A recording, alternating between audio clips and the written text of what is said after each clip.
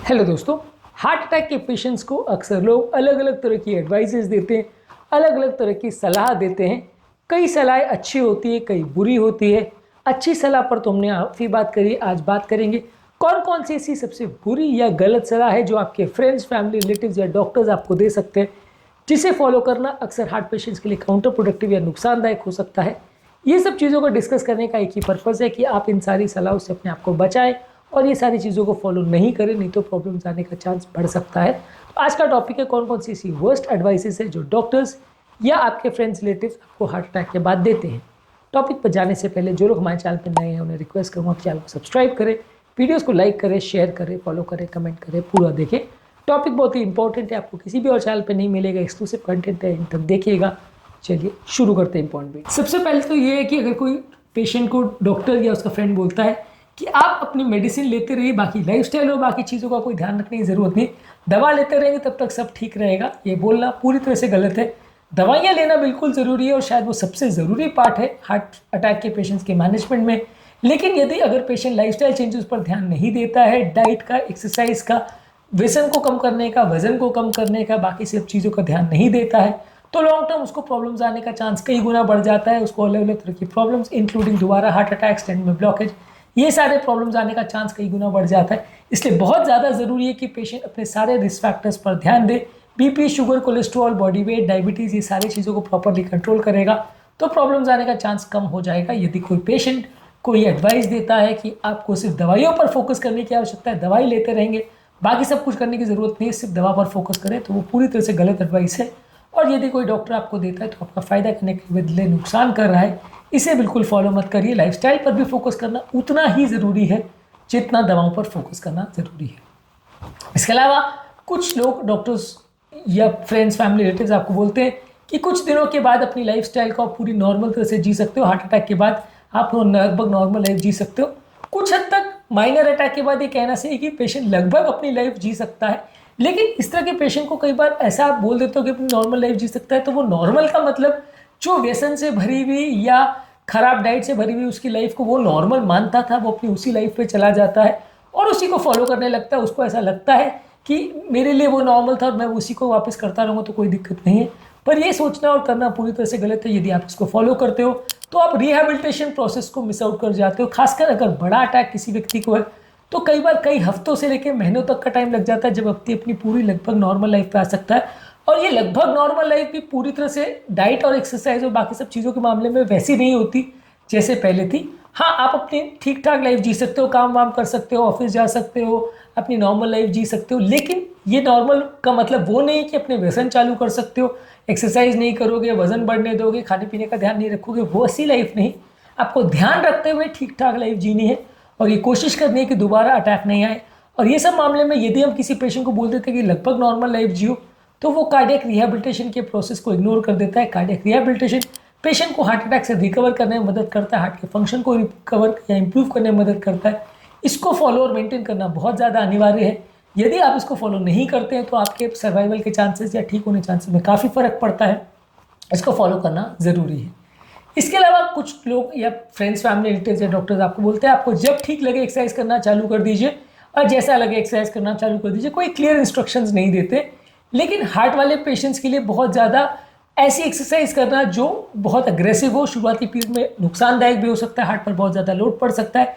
धीरे धीरे करके एक्सरसाइज को बढ़ाना चाहिए और पर्टिकुलर कंडीशन पेशेंट की कैसी है, उसका हार्ट का ऊपर पंपिंग फंक्शन कैसा है, इसके हिसाब से एक सुपरवाइज कार्डियक रिहैबिलिटेशन प्रोग्राम यदि पेशेंट फॉलो करेगा तो इसको रिजल्ट ज़्यादा अच्छे मिलेंगे। यदि पेशेंट अपने हिसाब से कुछ तो भी करता रहेगा और उसमें कोई गाइडेंस या सुपरविजन या रिहैबिलिटेशन प्रोसेस फॉलो नहीं किया जाएगा तो पेशेंट को रिजल्ट अच्छे नहीं मिलेंगे। तो यदि कोई डॉक्टर या कोई फ्रेंड्स, फैमिली वाले आपको बोल देते हैं कि आपको जैसा ठीक लगे एक्सरसाइज करो, जो मन करे, एक्सरसाइज करना ज़रूरी है, बस कैसी भी करते रहो, और इस मामले में आपको कोई स्पेसिफिक गाइडेंस नहीं देते हैं कि कैसे करना है, तो वो पूरी तरह से गलत है। आपको कार्डियक रिहैबिलिटेशन, जिसके लिए कई जगह पर डेडिकेटेड टीम्स अवेलेबल होती है, उसके हिसाब से इंस्ट्रक्शंस को फॉलो करने हैं और उसके हिसाब से एक्सरसाइज को मैनेज और मेंटेन करना है। हमारे एक एक्सरसाइज के चैनल पे बहुत सारे इसके लिए प्रिकॉशंस और इंस्ट्रक्शंस की वीडियोस है, उनको फॉलो कर सकते हैं। ये रिहैबिलिटेशन का प्रोसेस उतना ज़्यादा ओवर एग्रेसिव नहीं होना चाहिए, धीरे धीरे करके बढ़ाने की आवश्यकता है। जितना ज़्यादा आप उस पर फोकस्ड वे में इम्प्रोवाइज करेंगे उतना अच्छे रिजल्ट आपको मिलेंगे, जितना ज़्यादा लापरवाही करेंगे उतना ज़्यादा प्रॉब्लम आएगी। इसके अलावा यदि आपको कोई ऐसी सलाह देता है, चाहे फ्रेंड्स फैमिली वाला हो, कि आप क्योंकि दवाई ले रहे हो तो जो मन चाहे आप खा सकते हो, अगर आप बीपी की दवा ले रहे हो तो नमक खा सकते हो, कोलेस्ट्रॉल की दवा ले रहे हो तो आप कोलेस्ट्रॉल जितना चाहे खा सकते हो, और अगर आप शुगर की दवाई ले रहे हो तो जितना ज़्यादा शुगर खा सकते हो, क्योंकि दवा सब मैनेज कर देगी। ये पूरी तरह से सोचना गलत है। यदि आप अपने डाइट को प्रॉपरली मैनेज और मेंटेन नहीं करते हो तो दवाइयाँ लेने के बावजूद भी बीमारी पूरी तरह से ठीक नहीं होती, उससे द्वारा होने वाला डैमेज पूरी तरह ठीक नहीं होता, और कई बार डैमेज इरिवर्सिबल होता है, जिसकी वजह से लॉन्ग टर्म आपको बार बार तकलीफ आ सकती है, बार बार अलग अलग तरह की प्रॉब्लम्स खड़ी हो सकती है। इसलिए प्रॉपर डाइट का ध्यान रखना ज़रूरी है।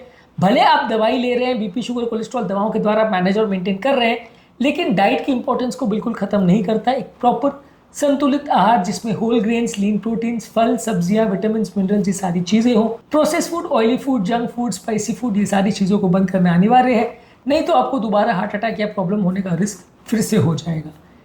इसके अलावा अगली कोई कॉमन मिस्टेक जो लोग करते हैं, या जिस बारे में लोग आपको सलाह देते हैं, कि यदि आपका बॉडी आपको ठीक लग रहा है, यदि आपकी ओवरऑल माइंड ठीक है और आपका ओवरऑल मेंटल बैलेंस ठीक है, तो मान के चलिए कि आपका हार्ट भी ठीक है।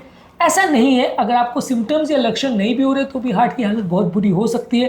हार्ट के मामले में एक बहुत बड़ा इंपॉर्टेंट प्रॉब्लम यह है कि अक्सर उसके लक्षण पूरी तरह से ऊपर से पता नहीं चलते। इवन बहुत एडवांस हार्ट फेलियर के पेशेंट्स को भी ऊपर से बहुत अच्छा या नॉर्मल लगता रहे और हार्ट पूरी तरह से फेल हो, ऐसा बहुत कॉमनली होता है। इसलिए मान के चलिए कि अगर आपको ऊपर से अच्छा लग भी रहा है तो भी हार्ट प्रॉब्लम होने का बहुत सिग्निफिकेंट चांसेस है।